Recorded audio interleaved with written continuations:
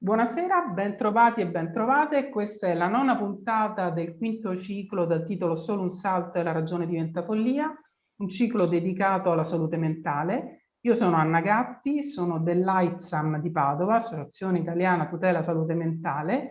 Questa sera parliamo di farmaci nella cura della malattia mentale. Allora, che tipo di farmaci ci sono? Che effetti hanno? Per quanto tempo si devono prendere?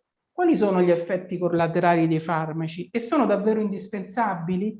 Si può guarire dalla malattia mentale anche senza prenderli?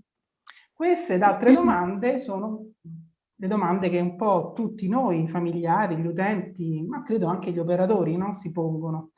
Per rispondere abbiamo invitato il dottor Gerardo Favaretto. Buonasera, dottor Favaretto.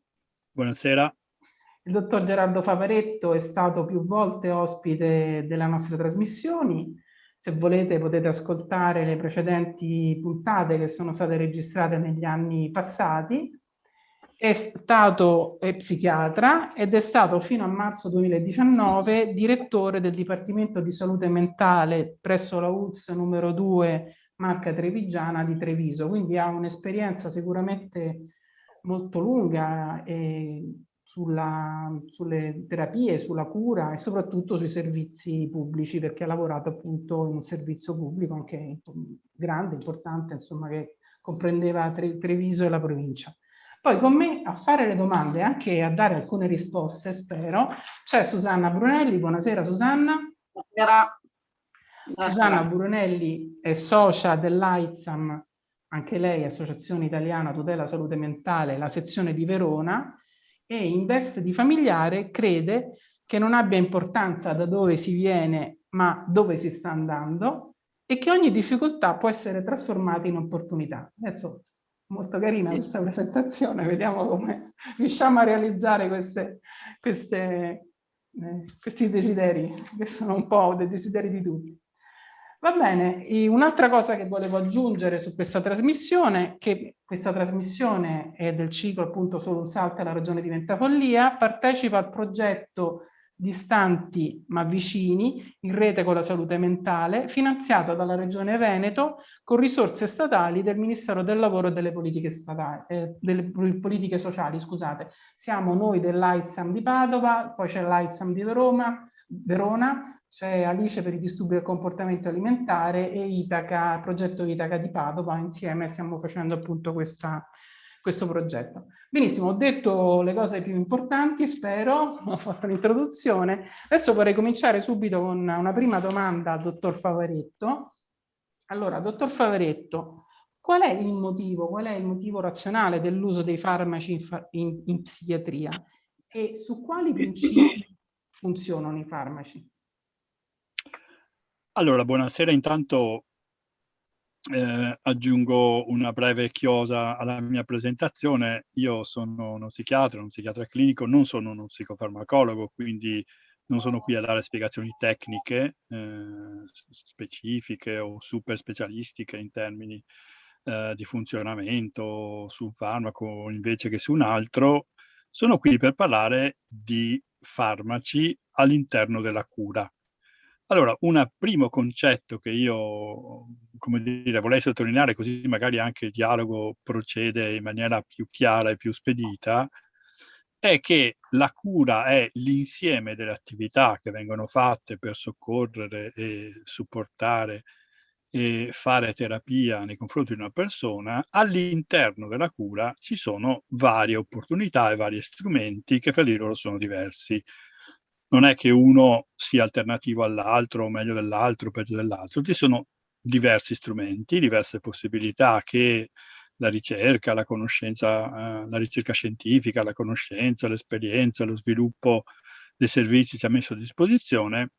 E quindi per approcciare alla questione dei farmaci in maniera intelligente bisogna considerare che i farmaci non possono, non debbono, e se qualcuno lo fa sbaglia, essere considerati una soluzione di per sé. Non lo sono mai in nessun caso. Proprio per il motivo, faccio un esempio molto banale, che se utilizziamo il principio, cioè quello che Anna Gatti chiama irrazionale, no? Del meccanico, cioè tipo non mi va bene il carburatore, lo porto dal meccanico, c'è un intervento tecnico specifico che me lo mette a posto e poi la macchina funziona come prima, qualcosa non funziona perché a tutt'oggi, che io sappia, una macchina è diversa dall'uomo e quindi ci occupiamo di persone. Se ci occupiamo di persone, dobbiamo metterci nella logica della cura. Questo tanto per dare un po' il contesto, insomma, nel quale io posso dare delle risposte, intervenire in questo dialogo. Peraltro ringrazio Anna Gatti per l'invito e per l'opportunità, che è sempre piacevole e interessante. Qual è il razionale dell'uso dei farmaci? Certo, c'è un razionale. Per descriverlo molto sinteticamente, forse spero anche nella maniera più chiara possibile, il razionale dell'uso dei farmaci nasce con la convinzione che esiste una malattia mentale. Il fatto di definire diagnosticamente un certo insieme di fenomeni come caratterizzanti una malattia ha spinto nel corso dei secoli, poi degli anni, i ricercatori, i medici, coloro che si sono occupati di questi fenomeni, a cercare dei meccanismi di causa deterministici di questa malattia. Cioè si sono posti il problema di capire che cosa era appunto alla base di questi fenomeni morbosi. Abbiamo detto tante volte anche nelle precedenti interviste, no? Il termine malattia mentale è molto riduttivo perché, come dire, fa di fenomeni fra loro molto diversi e molto eterogenei un'unica categoria. All'interno di queste categorie ci sono appunto stati i primi approcci diagnostici, cioè il primo modo di riconoscere le malattie, che si è svolto appunto nel definire delle entità morbose, cioè delle specifiche malattie. Tutti quelli che in particolare nell'Ottocento hanno cominciato, psichiatri, che poi allora non erano distintamente diversi dai neurologi, quindi neuropsichiatri è una definizione che viene da allora, no? Quando in verità tutto cominciò con la freniatria, cioè la scienza del cervello, no? Si usava questo termine, no? Che a sua volta viene da una vecchia definizione, quella della frenologia, che era lo studio proprio della morfologia cerebrale. Insomma, perché tutto questo discorso? Perché c'era la convinzione che qualcosa nel cervello non andasse, che responsabile di ciò che succedeva in questi fenomeni, che stava alla base, che era causa, no, di questi fenomeni, interpretati poi come malattie mentali, fossero in verità appunto queste malattie mentali delle malattie dell'organo cervello, e che fosse possibile probabilmente capire un giorno, questo lo dicono tanti pionieri e fondatori della psichiatria, farsi l'idea esattamente di che cos'è che succede e che non va nel cervello, e quindi trovare un rimedio sia definendo la malattia a seconda di che cosa non va, sia avendo appunto cure, delle terapie che potessero intervenire a livello dei meccanismi che erano alterati alla base di queste malattie. Questa convinzione di allora ovviamente era frustrata dalle conoscenze che c'erano, no? Per quanto fossero guardati i cervelli, sezionati, visionati, misurati, pesati, visti a microscopio, eccetera, di tante, fra virgolette, malattie, così come erano definite, allora e in parte come sono definite adesso, non si trovava un corrispettivo preciso, e questa è stata la cosa che nel corso degli anni è andata avanti, la ricerca sempre di più, nel tentativo di trovare risposte, diciamo, strutturali, morfologiche, fisiche, no, a queste malattie. Sappiamo tutti che assieme alla psichiatria, a partire dalla fine dell'Ottocento in particolare, nacque anche la psicologia e poi i grandi padri, no, della psicologia, quelli che ebbero una teoria della mente, diciamo così, non necessariamente ancorata alla struttura fisica, ma preoccupati più che altro del funzionamento mentale, cioè di come la mente funzionava, si esprimeva, e quindi appunto la parola psi, che poi sostituì appunto la parola freniatria e fece diventare la freniatria psichiatria, e la psicologia già era psicologia. Insomma, ci fu tutto quell'insieme che possiamo definire cultura psicologica, che portò nel corso degli anni a teorie della mente che in un certo senso non si interessavano direttamente al fatto che ci fosse o non ci fosse una microalterazione, un'alterazione cerebrale, ma si preoccupavano appunto del funzionamento e in particolar modo del funzionamento nella relazione con le persone. Fino agli anni 50, in verità, non ci sono state grandi novità per quel che riguarda appunto la possibilità di intervenire da un punto di vista organico sul cervello. Ad esclusione di un fatto che avvenne più o meno verso la seconda metà degli anni 30, che è il fatto che un medico italiano, peraltro nativo di Conegliano e docente a Roma, Cerletti, mise a punto quella pratica oggi conosciuta come allora conosciuta come elettroshock, terapia elettroconvulsivante. Qual era il razionale su cui si basava questo intervento, allora definito terapeutico?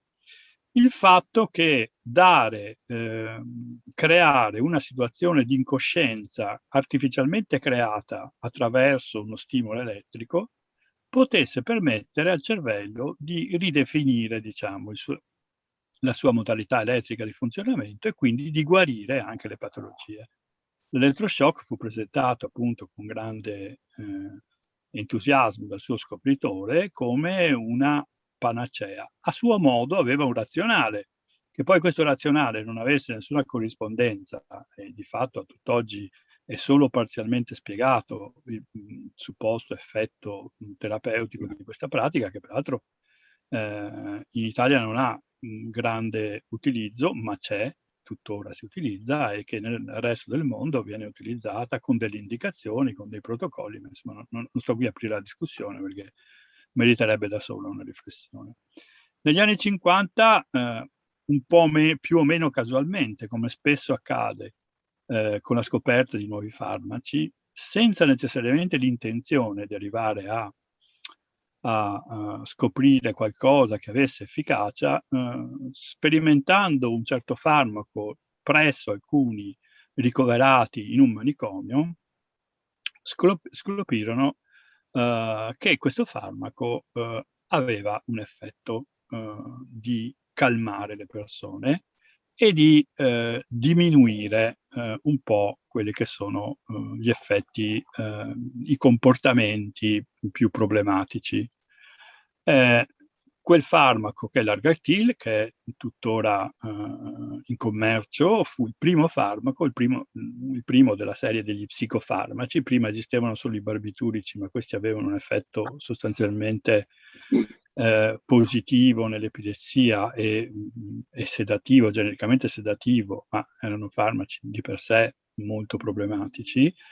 Il Lagatil fu il primo farmaco, la cloropromazina, che venne scoperto, che diede il via poi, una volta che se ne verificò l'efficacia, a una serie di altri farmaci che rivelarono avere determinati effetti, sicuramente in quelli che genericamente venivano definiti gli stati psicotici, le psicosi, quindi la schizofrenia o i problemi o le problematiche annesse a questo tipo di patologia, ma anche più avanti negli anni con la scoperta appunto di farmaci come le benzodiazepine, che hanno un effetto sedativo, ipnoinducente, miorilassante e ansiolitico in generale, e poi appunto con la scoperta qualche anno dopo degli antidepressivi.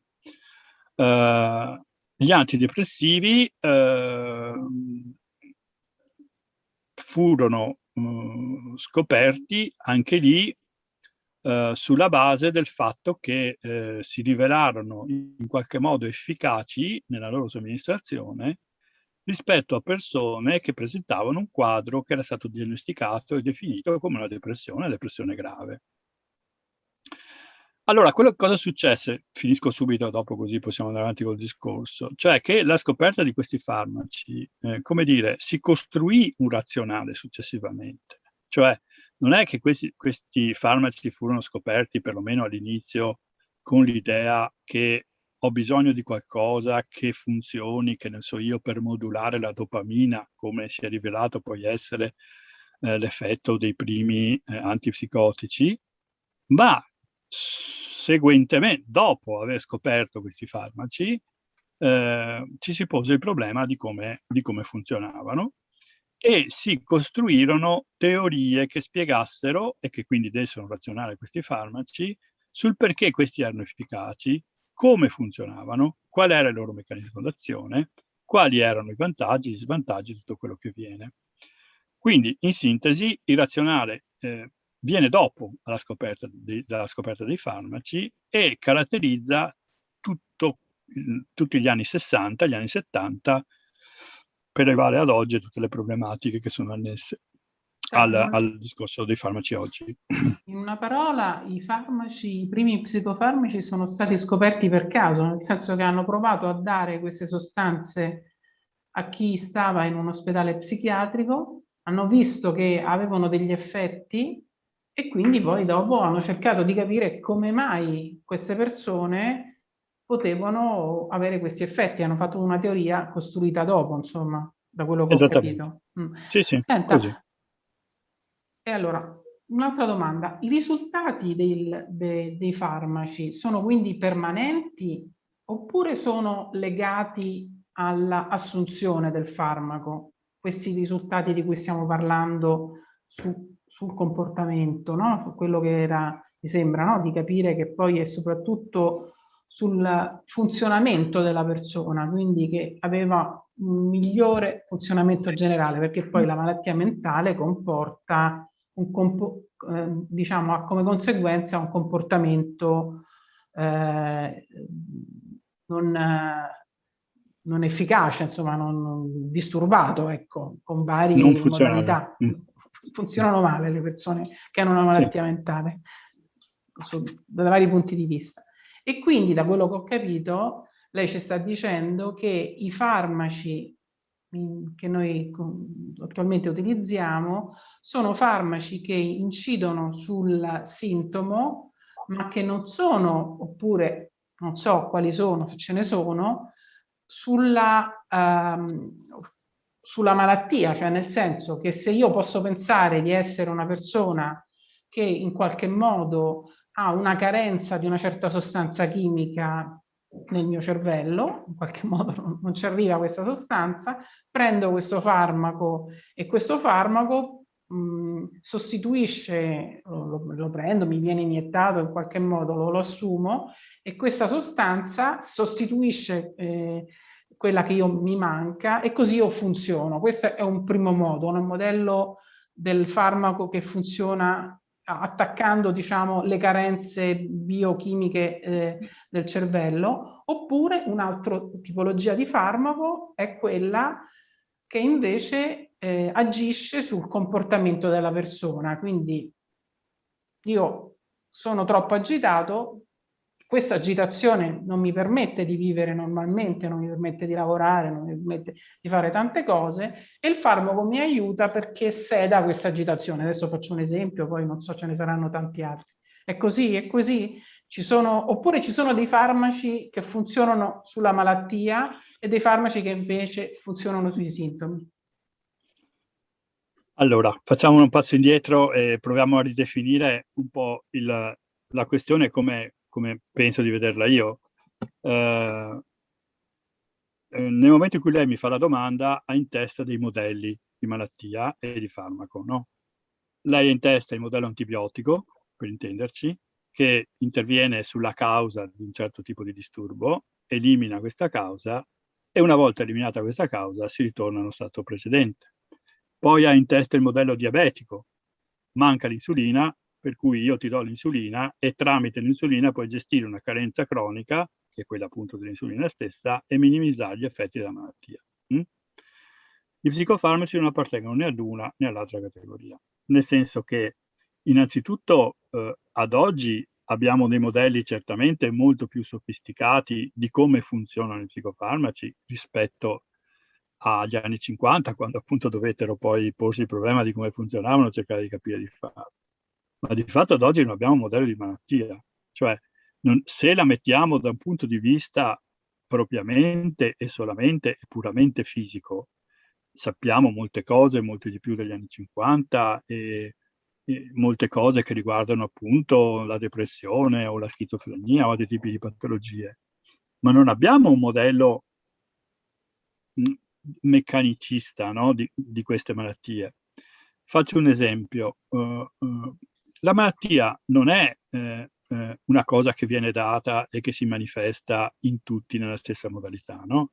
È la somma di una fragilità strutturale della persona, e qui c'entra anche la genetica, non c'è dubbio che non è causa, però determina una certa vulnerabilità nella persona. Su questa base poi c'è l'esperienza che la persona fa fin dalla sua prima infanzia, addirittura nell'epoca preparto, esperienza che determina poi l'espressività o meno genetica di questa vulnerabilità, e poi viene ancora tutti gli strumenti, fattori o di rischio o di protezione che la persona incontra nella sua vita. È chiaro che allora tutte le persone non si ammalano mai della stessa malattia, ma si ammalano in maniera diversa. I farmaci, per questo all'inizio parlavo di cura e non appunto di identificare con i farmaci l'unico intervento terapeutico. Se noi avessimo a disposizione una teoria compiuta, no, che ci dice di fronte a questa situazione, questa cosa agisce così sicuramente e ridetermina un cambiamento in modo tale che una volta fatto questo intervento tutto cambia, potrebbe anche essere che questo ha senso, ma non avrà mai senso finché non ci rendiamo conto che è proprio la malattia a non essere un oggetto definito, cioè non è un qualcosa di a priori che determina in tutti e che in tutti comporta i stessi identici meccanismi. Quindi quando lei mi chiede cura i sintomi o cura la malattia, io onestamente le dico non lo so se curi i sintomi o la malattia. Io so che sono strumenti importantissimi, in certe occasioni assolutamente indispensabili per avere una cura della persona. Le faccio un esempio per essere molto concreto. No? Prendiamo il caso del disturbo bipolare. Il disturbo bipolare è quel disturbo in cui una persona nella vita può manifestare o gravi crisi depressive o in alternativa altre crisi di natura più attivatoria, eccitatoria, in cui si manifesta iperattivo, inquieto, agitato, eccetera, eccetera. Ora è noto che i sali di litio, il litio in questo tipo di patologia ha una funzione e un'efficacia nella prevenzione delle ricadute, cioè permette che ci siano meno crisi, che le crisi siano meno intense e che quindi la vita della persona si svolga nonostante la presenza di questo disturbo, che ha una sua origine sicuramente simile al meccanismo che ho descritto, sia il meno impattante possibile nella vita.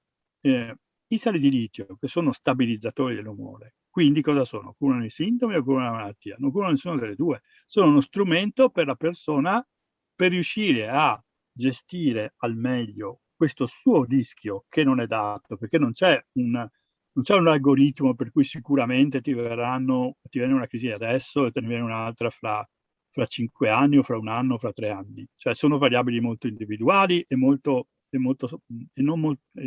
quasi sempre non prevedibili. E qui vabbè, insomma, salto, ma per dire, ecco, quelli sono un esempio tipico di strumento che viene utilizzato affinché la persona possa al meglio gestire queste sue difficoltà.